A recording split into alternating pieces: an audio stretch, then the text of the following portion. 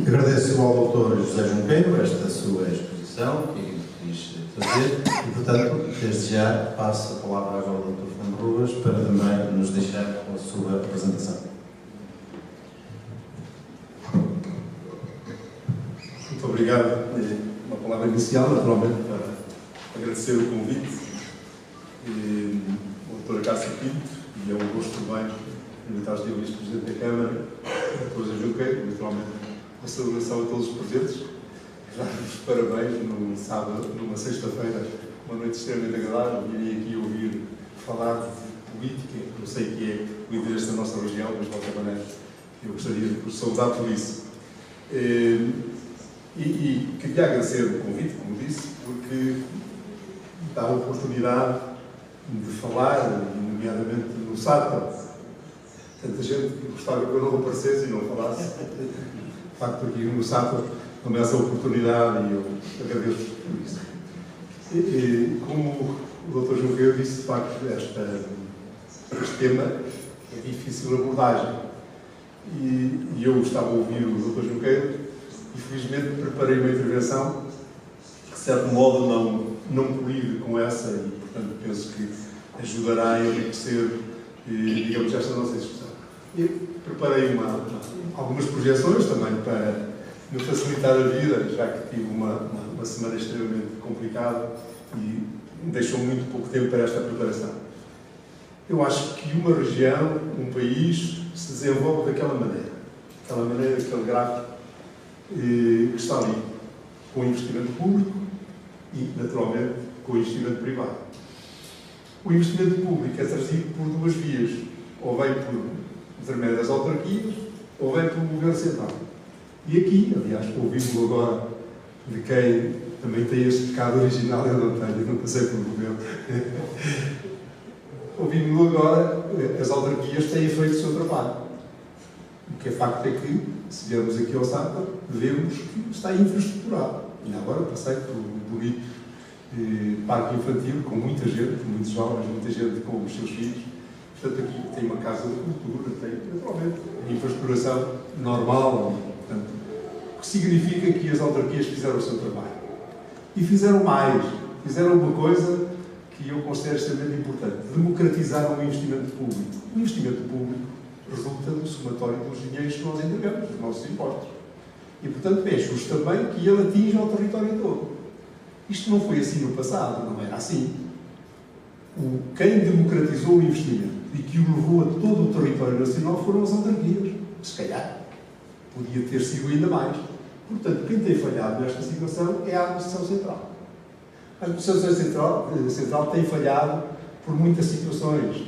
E aqui, no caso do nosso território, no caso do nosso país, naturalmente, os senhores e as senhoras não conhecem nenhum grande investimento no interior. Se me lembrei, há algum grande investimento no interior, eu era capaz de estar a tentar dar-vos um doce. Mas não há. Todos os grandes investimentos são no litoral. Nós litoralizamos o país. E, portanto, temos que, de uma forma ou de outra, inverter este processo. Se queremos um país harmonioso e um país desenvolvido, este processo tem que ser invertido. É evidente que eu também não tenho nenhuma solução mágica. Eu tenho alguma coisa que me permite deixar-vos aqui alguns conselhos. E tem a ver com a minha prática de quase um quarto de século na gestão de uma Câmara. Eu desenvolvi um trabalho, naturalmente, com a análise que fiz e sei quais foram os resultados. Naturalmente, esses resultados, se eventualmente fossem os resultados da região, seguramente estaríamos aqui a falar de uma outra realidade. Não estou a dizer, comecei por dizer, que os autarcas fizeram o seu trabalho e fico às vezes extremamente orgulhoso por saber que tinha colegas, e eu tive essa responsabilidade sempre de tentar a Associação de Municípios, que foram atrasando a desertificação. Porque se por acaso o investimento público não tivesse sido feito e levado à maioria das nossas freguesias e dos nossos concelhos, a desertificação neste momento era bem pior, tenho a certeza absoluta. E, portanto, eu gostaria de vos passar uma outra coisa, um outro slide, já agora pedi ao Dr. Cássio Pinto que me fosse ajudando nisso. Não é esse, esse é o Dr. Junqueiro. É este. tem a ver com isto, tem a ver com aquilo que é o nosso discurso em relação à União Europeia e aquilo que fazemos cá dentro. Eu acho que aqui, digamos, é o ponto fundamental. Todos nós, e os nossos governantes, ao longo dos tempos, o que dizemos sempre é: nós não podemos consentir em Bruxelas que haja país de primeira, país de segunda. E, portanto, não podemos, andamos todos a bater-nos contra a senhora Merkel, a senhora Hollande, não sei o quê. Bem, então façamos cá dentro a mesma coisa. Se por acaso nós escolhermos aderir a um espaço europeu em que achamos que não pode haver países altamente desenvolvidos e países menos desenvolvidos, então demos o exemplo. Cá dentro façamos a mesma coisa e não arranjemos conselhos, como acontece. Podíamos dar um exemplo apenas para ver onde é que se chegou. Lisboa tem neste momento 14 vezes e meia o poder de compra de um conselho de governador. E, portanto, isto não é possível. Esta assimetria não pode conter, com uma particularidade. O problema ainda é mais grave. É que no conselho de governador cada vez há menos gente, portanto, o poder de compra individualmente devia ser maior. Em Lisboa é o contrário, cada vez tem mais gente, portanto, o poder de compra devia diminuir. Não é assim. Aumenta com esta proporção. Mas eu trouxe-vos isto para dizer que tem havido solidariedade na União Europeia. Já agora deixem-me fazer um pequeno parênteses para vos dizer uma coisa. Eu fui encarregado pelo Parlamento Europeu para fazer um relatório que trata da política de coesão. Isto é um termo assim muito complicado, mas a coesão não é palavra que seja simpática para o cidadão, para os dirigentes europeus, sobretudo para quem paga. Porque já agora, convenhamos, daqui a bocadinho vamos ver isso, nós às vezes, internamente, temos um discurso que não é no mínimo, irrealista. Nós andamos a dizer, e eu às vezes vejo escrito, a União Europeia, afinal, dá-nos umas lentilhas. Não, dá-nos 11 milhões de euros por dia. Mas dá-nos mesmo. Portanto, não vale a pena. Nós recebemos 11 milhões de euros por dia da União Europeia. E, portanto, a União Europeia tem feito o seu trabalho pela coesão. Aliás, também não podia ser de outro modo, porque isto está na gênese da criação da própria União Europeia. A União Europeia constatou desde o início que só pode ser desenvolvida se tiver regiões que não sejam, digamos, que não tenham esta assimetria de desenvolvimento. E, portanto, eu diria que a primeira posição que devemos tomar aqui, os nossos dirigentes, é reclamar para o interior do país e para os vários distritos a mesma coisa que fazemos na União Europeia. Não podemos permitir esta assimetria, porque senão é normal que consentamos na União Europeia países desenvolvidos como a Finlândia, como a Alemanha, e depois que tenhamos uma Roménia, no Portugal, países menos desenvolvidos. Portanto, este discurso tem que ser afinado. E já agora deixem-me dizer-vos uma outra coisa. E depois temos que afinar o discurso em relação à nossa própria região, a esta região de Dom Lafões. Como o Dr. Junqueira disse, nós contribuímos em 12% para a produção de riqueza na região centro, no número 2, onde nos incluímos. Mas neste momento, se forem fazer uma análise aos fundos comunitários, nós temos que não chega a 1% ainda. 1% da região. Portanto, é a altura de alguém levantar a voz e dizer: calma lá, nós não temos, digamos, não estamos a ser tratados convenientemente. Portanto, tem que se dizer isto com todas as letras. E já agora uma outra coisa que também convém dizer. Nós temos que ter voz grossa, mas com estribados, digamos, em trabalho. Estar a fazer voz grossa e depois não fazermos nós o nosso próprio trabalho, isso não resulta. Não resulta. Eu não sei, desculpem lá eu divagar um bocadinho, mas isto acontece muito frequentemente. Trago uma coisa para dizer, depois acabo por de olhar para lá. Eu sempre achei, durante os anos que estive como autarca, que quem tinha razão era o Padre António Vieira. E eu andei a espalhar isso. O Padre António Vieira dizia que para falar ao vento era só preciso palavras, mas para falar ao coração, obras. E, portanto, se virem um político que fala muito e pode até arranjar excelentes assessores e muita imagem, isso é para tratar do futuro dele. Se ele quiser tratar do futuro da população, obras, não vale a pena.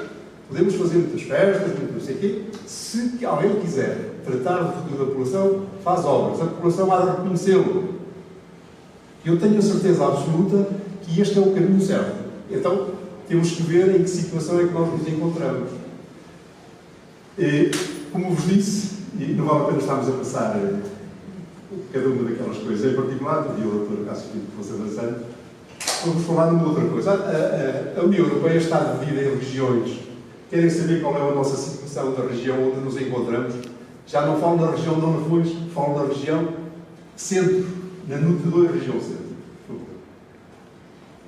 Pronto, aquelas são as regiões mais desfavorecidas, menos desfavorecidas, portanto, nós estamos praticamente nas regiões desfavorecidas, há ali duas coisitas que não estão, Lisboa e o Algarve, e também a Madeira, e, digamos, o resto das regiões desfavorecidas está, digamos, nas zonas periféricas da União Europeia.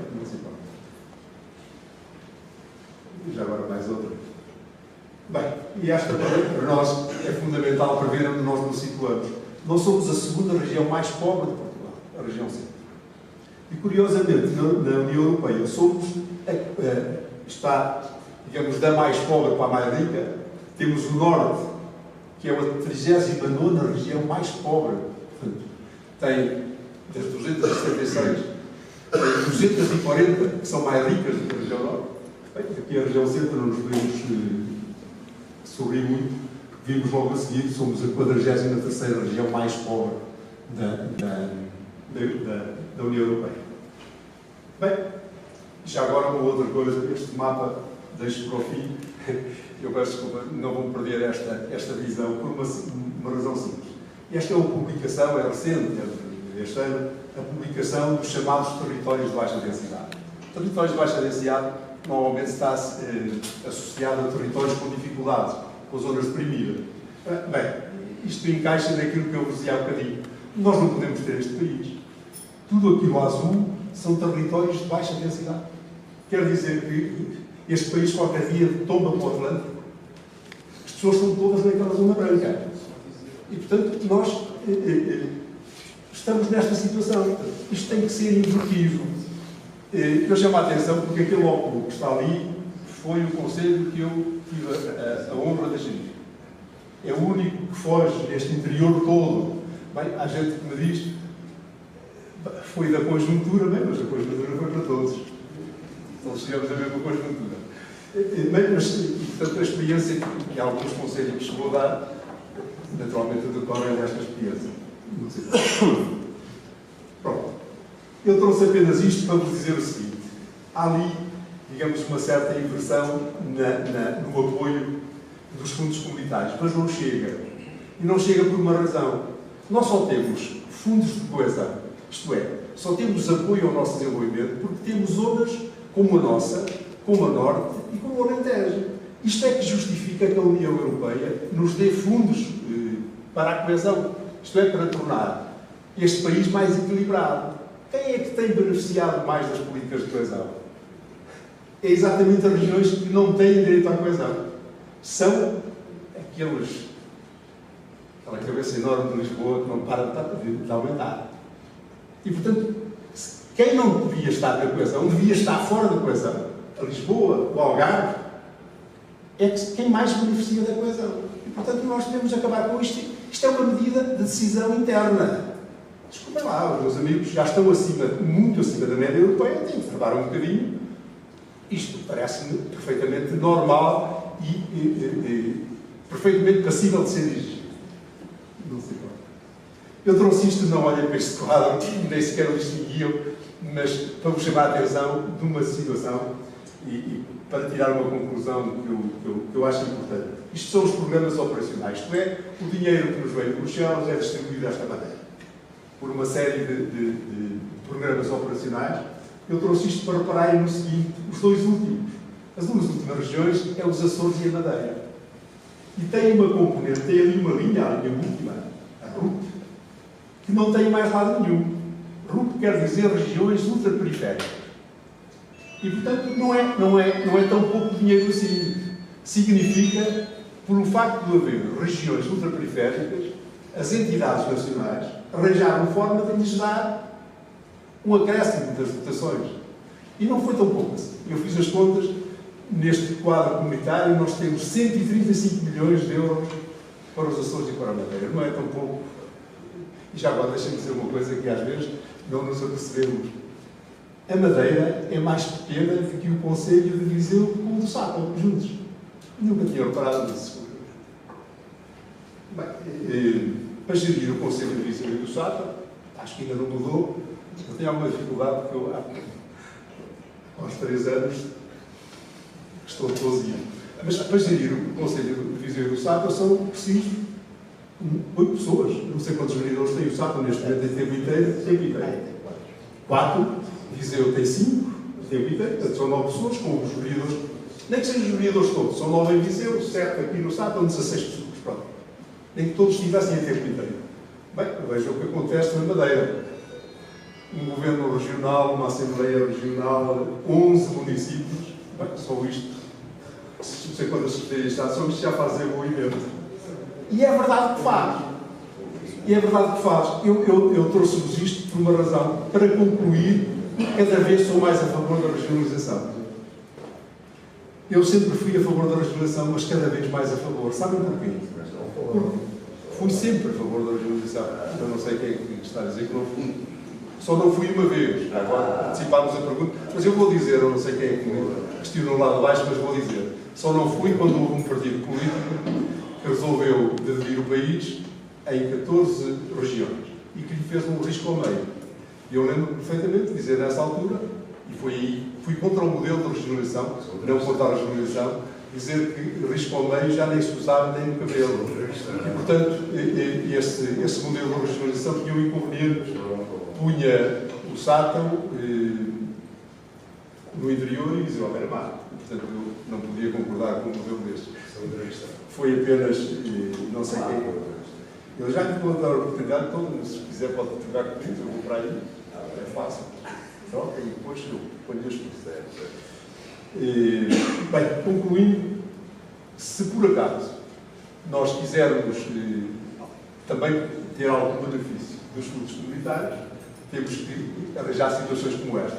E o que é facto é que a posição dos Açores, antes das chamadas fundos das regiões ultraperiféricas e a região da Madeira, evoluíram de uma forma impressionante. Açores estava num lugar quase como a região norte e como a região centro, e tem evoluído, e portanto daí eu ter a ideia de que temos que pedir fundos especiais para digamos, desenvolver o país. Já agora, uma outra coisa, e vem na sequência daquilo que eu dizia, e eu estou disponível para explicar isto melhor. Esta equação, que eu chamei a União Europeia no contexto mundial, tem a seguinte tradução. Nós somos, na União Europeia, 7% da população mundial. Agora menos, se já contarmos a saída do Reino Unido. Nós temos 22% do PIB mundial e cerca de 50% das despesas sociais. O que significa, já não tratando do PIB, que é uma coisa assim mais complicada, que nós gastamos tanto com a educação, com a segurança social, com a saúde, como gastam o resto dos 93% do mundo. E, portanto, ouvirem alguns iluminados dizer que, ou por a hipótese de sairmos da União Europeia, é de alguém que não anda cá. Lá que um finlandês o diga, está a pagar, nós até ainda percebemos. Agora que alguém como nós, que somos beneficiários líquidos e muito beneficiários, ponha a hipótese de sair, é alguém que não percebe. Alguém me perguntava no outro dia se eu achava que se podia fazer um referendo em Portugal e se eu sabia que implicações é que isso podia ter. Eu disse que eu não via nenhum benefício. Era a mesma coisa que ir ao Estádio da Luz num dia de futebol, fazer um inquérito para quem é que era do Benfica. É a minha convicção, porque o resultado teria, sobretudo com gente informada, com toda a certeza que, estando tanta gente à porta a querer entrar para a União, não seríamos nós que beneficiamos da União e eventualmente teríamos uma situação como essa. Digo, não se Então, não é isto, podemos avançar. Não. Este é, e gostaria que atentasse aí este gráfico, quem recebe e quem paga da União. Para haver países beneficiários e para haver fundos comunitários, é preciso que alguém pague. E, de facto, estão ali os países que pagam para a União. Está ali o primeiro país que aparentemente devia pagar, e é, neste momento, beneficiário que é a Bélgica, mas é apenas por causa dos muitos equipamentos que tem, que estão ao serviço da União e que fez, naturalmente, fim-capé para não ser prejudicada por ter, digamos, as instituições europeias. De resto, este é o cenário. Já agora deixem-me dizer uma coisa, uma pergunta que se calhar me podem fazer, e por antecipação eu darei já a resposta. Aqui há tempos tive lá um grupo de estudantes, jovens ainda, mas têm que ter todos, pelo menos para ir visitar o Parlamento Europeu, mais de 14 anos. O jovem não deveria ter mais que isso. E fez uma pergunta muito profunda. Naturalmente, foi com a ajuda da professora também. Fez um bom trabalho e perguntou-me qual era a razão, porque é que havia países que pagavam para outros receberem. E eu perguntei-lhe qual era o carro, se o pai tinha carro, ele disse que sim, a mãe também tinha. Perguntei-lhe qual era a marca do carro. O meu pai tem um BMW, a minha mãe tem um Volkswagen. Olha, tu já pagaste, o teu pai já pagou. E eu perguntei-lhe a seguir, percebeste? Perfeitamente. Ele percebeu perfeitamente porque é que há países a pagarem para outros que beneficiam. Que dá a volta e lá vai ter. Portanto, para nós percebermos este mecanismo, mas o que é facto é que há contribuintes e beneficiários. Todos nos importa. Pronto. Estes são aquilo que nós nos comprometemos no 2020, programa que, com toda a certeza, já ouviram falar, toda a gente fala nisso, e é onde é que estamos. Nós comprometemos que chegaríamos aos 75% da taxa de emprego, neste momento estamos naquela situação, portanto, para dizer que estamos algo afastados e que temos que fazer mais para chegar àquela média que nos comprometemos. Fui.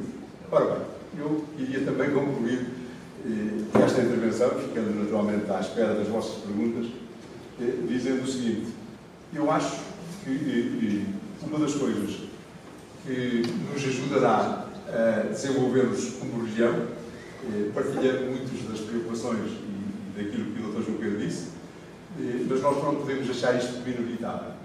Nós não podemos achar que o país se desertifica e que não há, digamos, volta a dar. Aconteceu com muitos países que fizeram a redução.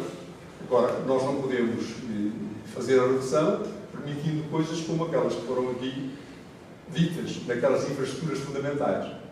Nós andamos, há uma série de tempo, a lutar por um comboio, por ligação Aveiro, Viseu e Vila Formosa. Lembro-me até, não vale a pena estar a referir, isto foi dito, foi prometido à Espanha, aos industriais, dizendo-lhe que o porto mais perto de Castilla e León era o porto de Aveiro e que dentro de pouco tempo teríamos a linha Aveiro, Viseu e Vila Formosa. Eu posso-vos dizer que eu fui contactado, enquanto Presidente da Câmara, por a Comissão de Trabalhadores da CP, dizendo que o que se devia reivindicar era uma ligação de Viseu, de Aveiro, Viseu, linha da Beira. Na altura em que se falava na possibilidade de um ramal, que esteve, como sabem, nos céus de Pitaco, e que foi abandonado porque a alternativa era bem melhor. Não ligar apenas Viseu à linha da Beira Alta, mas fazer a ligação da linha da Beira Alta à linha do Norte. E o que é facto é que se fez alguma coisa. Eu penso que foi, na altura, fez a ligação do Porto de Aveiro à linha do Norte. Só que agora o que se defende é a chamada ligação à escada, que presumo que não aproveita a ninguém. Portanto, aquilo que está a defender, aquilo que eu vi, por acaso até trouxe um documento que eu vi aprovado na União Europeia, é quem quiser vir do Porto de Aveiro para a Europa, o resto da Europa, faz o seguinte: sai do Porto de Aveiro até à linha do Norte, desce até à Pampilhosa, sobe a linha da Beira Alta e vai para digamos, uma ligação à escada, também se pode fazer, mas normalmente as pessoas caem com frequência. Portanto, daí mais uma machadada que levámos nas nossas ambições. Portanto, há um financiamento de 400 e tal milhões de euros para esta linha e portanto, naturalmente, com toda a certeza que vai atrasar também o nosso processo de desenvolvimento. Uma outra situação, a ligação Viseu-Coimbra, e não se percebe, eu posso-vos dizer que conhecia o itinerário, estive até em algumas apresentações oficiais desse itinerário. Bem, no outro dia, quando me liguei mais a Viseu, já dei conta que já havia outros, já era o dos Duques, não é? Bem, o dos Duques, o Duque é aquela carta mais baixa do horário, se calhar foi para alguma coisa. Dos Duques, depois não sai. E este é outro problema, é que nós andamos sempre a mudar, quer dizer, alguém vem e reverte. Quer ficar a ver a fotografia, reverte para outro vez. Deixem-me só dar-vos um exemplo que é revelador quando as pessoas querem fazer alguma coisa, podem assumir posições perfeitamente corretas. Quando fizemos o Hospital Distrital de Viseu, seguramente uma das maiores obras que se fez em Viseu, os terrenos estavam reservados para aí 10 anos antes e ninguém mudou, toda a gente passou. Eu tenho que reconhecer isto aos meus antecessores, parece que não está muito na moda, mas pronto. As pessoas foram reservando os terrenos e ninguém deixou construir nos terrenos e os terrenos estavam guardados. E, portanto, como a mim a sorte de ser nos meus mandatos feito do hospital, mas lá estavam os terrenos guardados. E, portanto, eu acho que podemos fazer isso também. No resto estava definido um corredor para a linha ferroviária, a não ser que tivesse 5 pontos, estava definido um corredor para a autoestrada e, portanto, seguir com isto. Apenas dar-vos um exemplo e vou terminar. Qual é neste momento, em termos demográficos, eu presumo que trouxe isto à colação, a nossa situação aqui, enquanto região de Dom Lafões. A variação da população portuguesa de 91 a 2001, isto é capaz de já estar muito desatualizado. Como eu vi aqui há tempos, isto nos 2 últimos anos evoluiu mais do que nos últimos 40, talvez isto já seja tudo desatualizado. Ou, se calhar, isto avançou em progressão, digamos, geométrica e, portanto, estamos muito melhor. Portugal, a variação entre 91 e 2001 foi de 5%. Na região centro, 4%. Na Dom Lafões, 1,4%. Bem, Viseu, a sorte nossa, Viseu Conselho, para quem é do Conselho, 11,8%. Depois, a população entre 2001 e 2009, a mesma situação. De tal maneira que a densidade populacional é, em Portugal, 115 por habitante, por quilómetro quadrado, no centro, 84, e na Dom Lafões, 83. Em Viseu, 196. Outro mais importante que isto, e eu vou já terminar, tem a ver com outros índices, que são índices, estes bem reveladores do desenvolvimento. Tem a ver com a taxa, o índice de envelhecimento, que eu não quero falar ao bocadinho. Portugal tinha uma taxa em 2009 de 117,6, a região centro envelhecia 149,7, a Dom Lafões 152, sempre mais grave, e Viseu só 108. A taxa de natalidade, 9,4, isto é de habitantes por nascimentos por mil, na região centro, 7,9, e Dom Lafões, uma taxa de natalidade ainda inferior, 7,5. Também aqui Viseu tinha 9%, isto é, muito superior, quase 10% muito superior à média, mesmo à média nacional. A taxa de mortalidade é o contrário. Portugal tem 9,8%, o centro 11,2% e Dom Lafões também aumenta aqui a taxa de mortalidade. Portanto, com menos nascimentos, mais mortalidade, com maior índice de envelhecimento, eu presumo que temos que fazer alguma coisa, mas tem que ser um choque bem duro. Se há alguma coisa onde devemos começar, é não permitir que num programa operacional, que é a base financeira alimentar do nosso desenvolvimento, tenhamos neste momento menos de 1% do programa operacional da região centro, quando, digamos, a nossa contribuição são cerca de 12%. Assim, de facto, não dá. Ainda temos menos do que a região da Nuta do Douro. E, portanto, não é possível. Eu queria vos dizer o que há a fazer. Não tenho nenhuma varinha mágica, mas fazer esta experiência de que tive a sorte de ter durante 24 anos. E, portanto, se tivesse outro tipo de responsabilidades, era, digamos, esta continuidade que eu lhe faria. Mesmo para terminar, nunca abdicando do seguinte. Eu não tenho nada contra Lisboa nem contra o Porto, mas a pior contribuição que podemos dar à nossa sociedade é, e perdoem a expressão, se calhar já me ouviram muitas vezes, mas também a última coisa que eu vou dizer esta noite em relação a esta intervenção é assistir a esta aplicação e à distribuição de verbas e aos equipamentos como fazem os indivíduos nos jogos de ténis. Eu dou esta imagem porque não encontro outra melhor. Nos jogos de ténis, a gente está a olhar para os jogadores e está sempre a fazer assim. Depois olha para o meio quando a bola bate na rede. É isso que nós temos apanhado. Os investimentos vão de Lisboa para o Porto, do Porto para Lisboa, de Lisboa para o Porto, do Porto para Lisboa, ou então alguns passam ali pelo litoral, vão caindo, e nós apanhamos uma outra bola que cai na rede, e ainda por cima é em falta. Portanto, esta postura é que não pode ser concebida. Nós somos do interior, não somos burros, não somos parvos, e, portanto, devemos fazer a exigência necessária para que se altere, digamos, esta distribuição dos meios, porque se assim não for, continuamos cada vez mais distantes da região agrícola. Muito obrigado.